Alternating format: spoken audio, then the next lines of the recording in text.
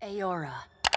A world where mortals live, die, and are reborn through the turning of the wheel. The cycle of reincarnation watched over by the gods, and made possible through pillars of a mystical substance known as Audra. 5 years ago, you traveled from your home to the Deerwood, a nation that had waged war against the incarnated god of light, Aethys, resulting in his destruction. The country suffered from a plague of hollowborn, infants born without souls, that many believed was punishment for killing a god. In an ancient, secluded ruin, you witnessed a secret ritual that inadvertently transformed you into a watcher. One who can see and speak with souls. The ritual also gave you horrible visions, waking nightmares of a past life that threatened your sanity. To put them to rest, you pursued the man who had led the ritual, a seemingly immortal agent of the gods, known as Theos Ix Arcanon. With divine assistance, you confronted and defeated Theos, ending your visions and resolving the Hollowborn crisis. In so doing, you also learned the great secret that Theos had protected. That the ancient empire of Anguith had transformed themselves into gods. Your visions finally put to rest, you retired to the castle of Cadnua, built atop a massive statue of pure Audra, where you ruled in relative peace and prosperity.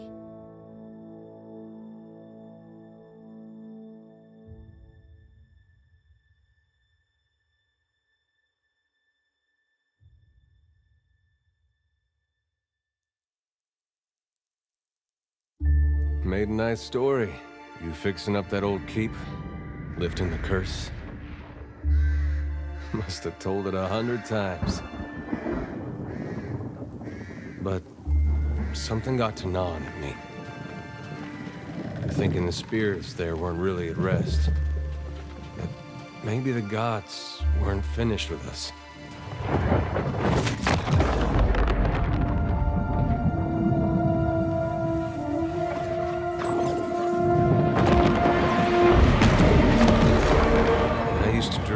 My God came back.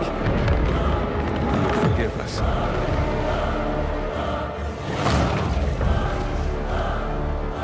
Last the trouble with dreams. Sooner or later, we all have to wake up.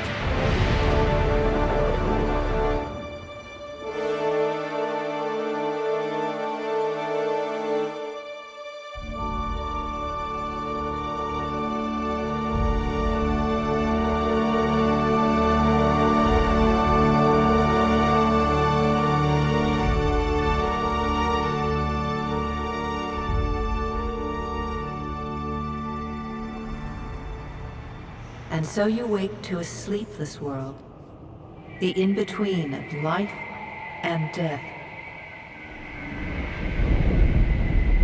Follow your memories. You have been here before.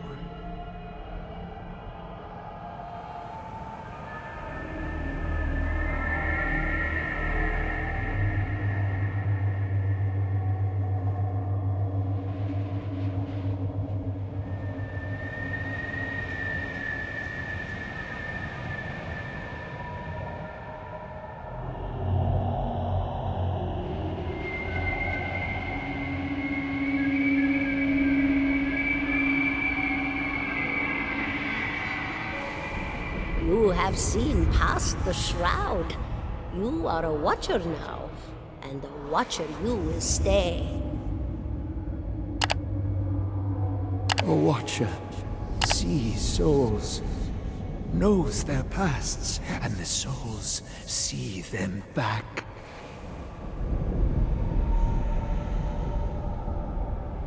A dubious honor, inheriting a fortress both broken and cursed.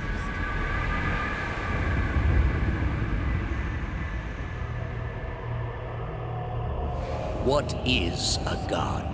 A higher power? A rewarder of good deeds and punisher of the wicked?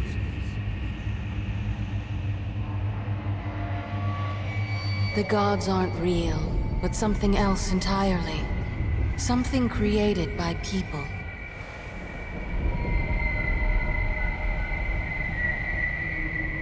And did you ever consider that these were things you were never meant to understand? That their comprehension is beyond you?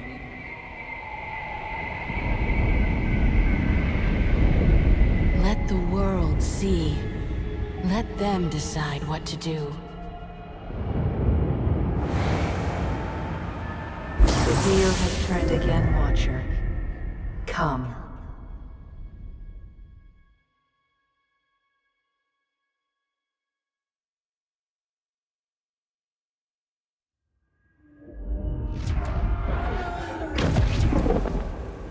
An aged dwarf shares this strange floating platform with you.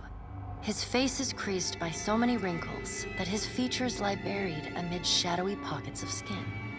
Still, the dwarf's well-practiced habits have left telltale tracks of a welcoming rictus across his visage.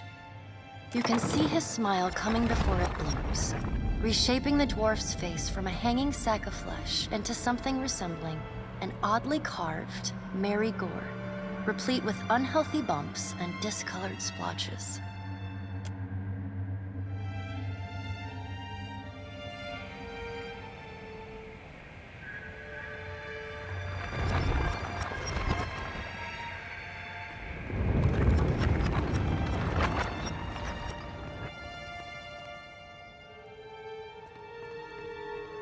Sit. Please.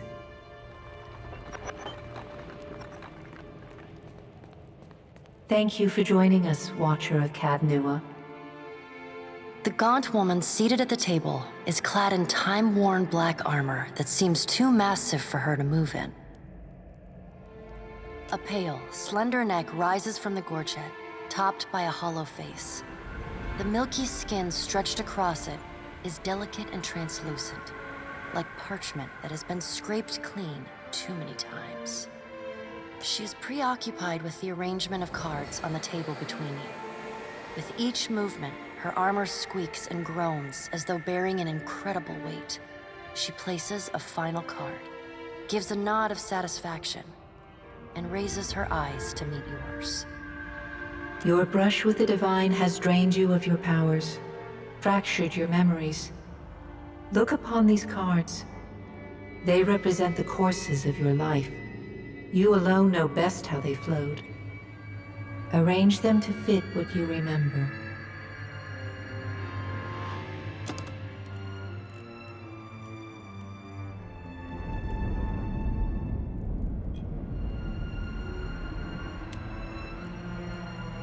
Does everything appear to be in order? Good. Welcome to the Beyond. I am Berath. One half, anyway. She points a finger in the direction of the dwarf who led you here. Though the movement is slight, her gauntlet squeaks like a rusty hinge. The dwarf's rictus returns as he nods in the woman's direction. Tell me, do you remember when we last met? She places a card on the table showing a tall tower. The gods' constellations are arrayed around it in the sky. You remember now. The Hall of Stars in Twin Elms, where you spoke with the gods. You came to that tower seeking our aid. You chose to pledge your services to other gods. Still, a pledge unmade stands fairer in this court than a pledge broken. She places a card in the middle of the arrangement. A bell tower with no bell. Her fingertips slowly drag away from the card, faintly creaking as they retreat across the table. You had need of the gods once before. Now it seems we have need of you. The being that occupied Odnua's statue beneath your castle was the dead god, Aothus. Of this we are certain. What we do not know is what his intentions are. Though Aothus stole a large fragment of your soul, you were strong enough to survive the onslaught and enter the in-between. You and he are still connected. He has chosen a body made of living Audra, perfused with the power of thousands of souls, including yours. It should be little difficulty for an experienced Watcher to find him. No.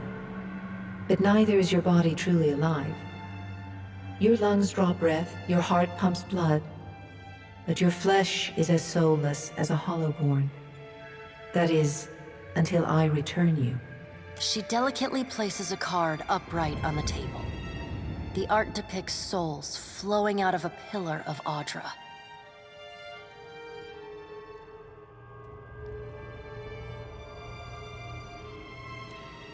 Good. Before you return to Aora as my herald, you must remember who you were, the last whisper of life and death. For a moment, the sockets of her eyes darken, leaving the pits of a death's head gazing out at you. When you can picture your own face, the Beyond will lead you back to your own kind, to the world of mortals.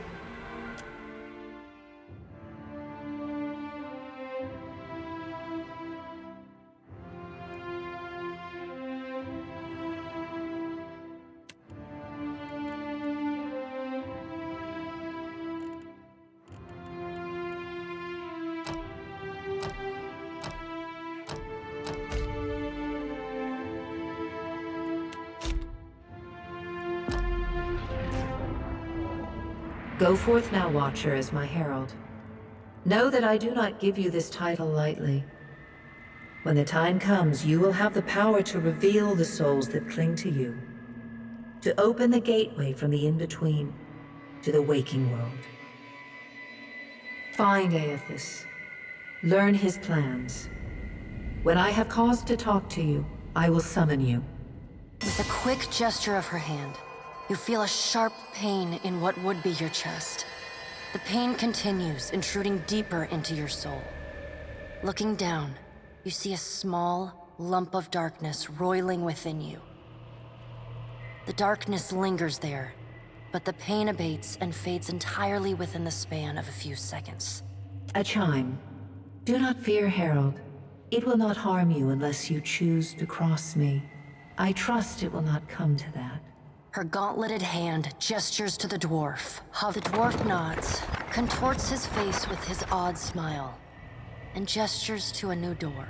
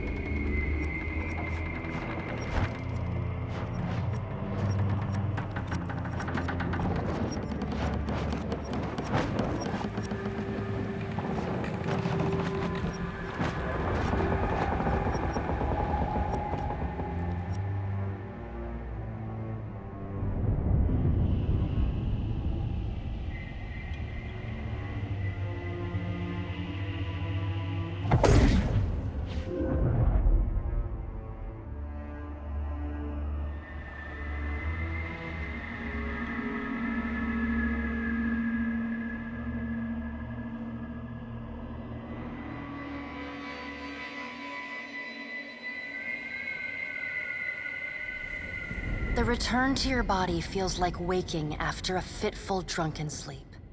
The rocking of the ship sends pain jolting through your limbs. Crashing waves hammer inside your skull. Adair watches over your body with a glazed look, taking long, even tokes from his pipe. At the first movement of your chest, he starts. His gasp, mid-puff, sends him coughing and straining for breath.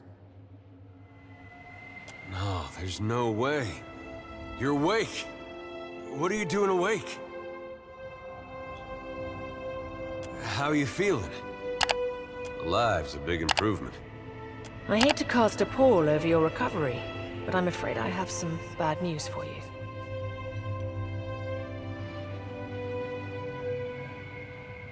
The voice echoes from inside the bust. Had Nua has been destroyed. It is only by the I know not how, but it seems he has retaken... How could you know all that?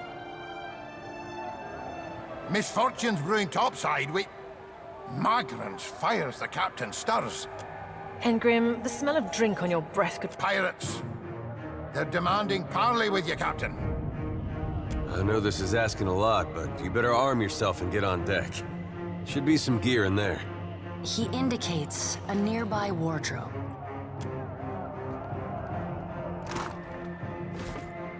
All right, now make some use of it.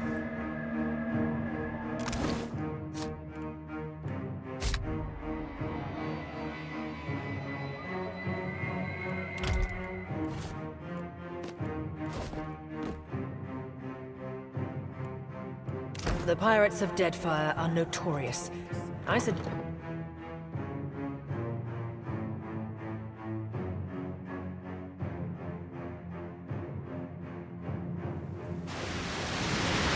Well, what have we here? A little sloop? Lost and alone in the storm? I'll be taking your ship now, if you don't mind. And especially if you do. Well, at least he asked. I am a gentleman of fortune. Give her up easy, and I'll see you get a swift death. It'll be bloody and agonizing, sure. And then he's going to wear his breeches on his head and dance for us? Did I hear that right? Aye, but the breeches are gonna be stitched from your skin. You got a smart mouth on ya. Careful. That'll get you killed faster than any blade. Listen up, mates. I'm off to spear me a bigger fish. One with sharper teeth, like. I'm trusting you lot not to cock this up. Don't damage the sloop when you take it. Play with the crew if you'd like, but don't bring me any prisoners. None that are alive. You heard, Benwith! After him!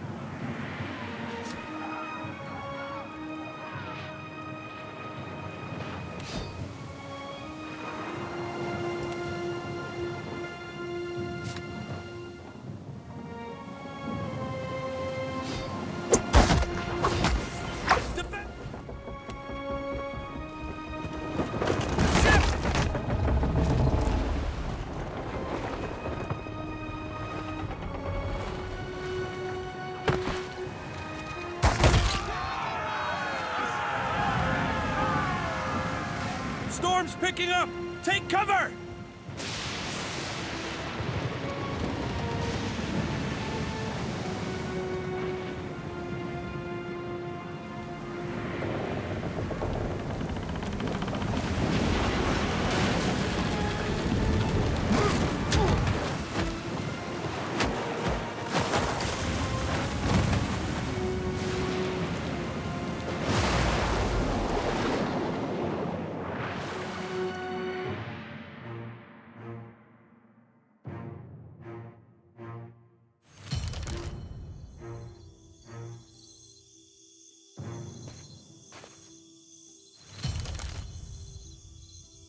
You've been getting a lot of sleep so far on this trip. If you work so far. It's a relief to see you awake, my lord. I Ran aground. I do say that is... The few's better than I would. Let's see about the other... I don't want to be paddling... For now, I'd say... My lord, if it is not too taxing, could you explain how it came to pass that you were returned to it? These gods. Well, I suppose...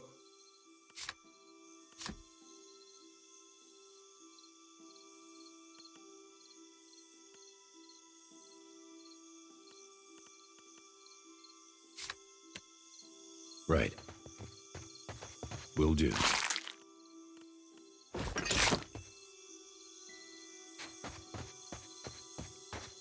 Hope the rest of those sodden bastards made it.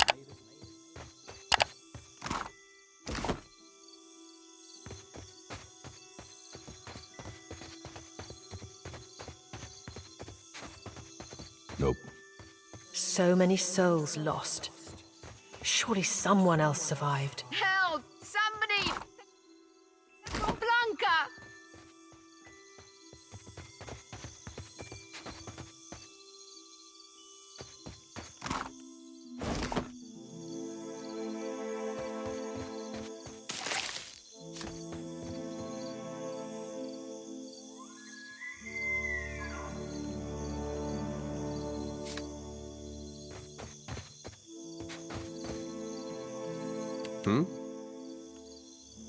I got it.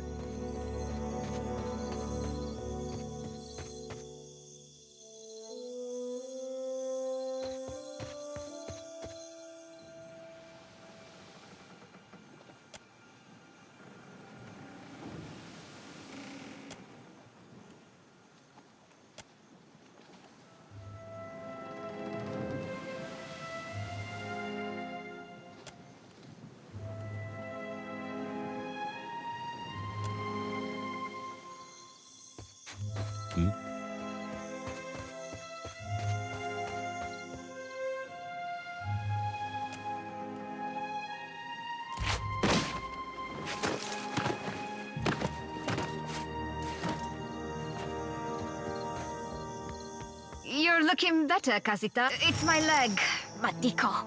It hurts even worse than it looks. Quite romantic, Casita.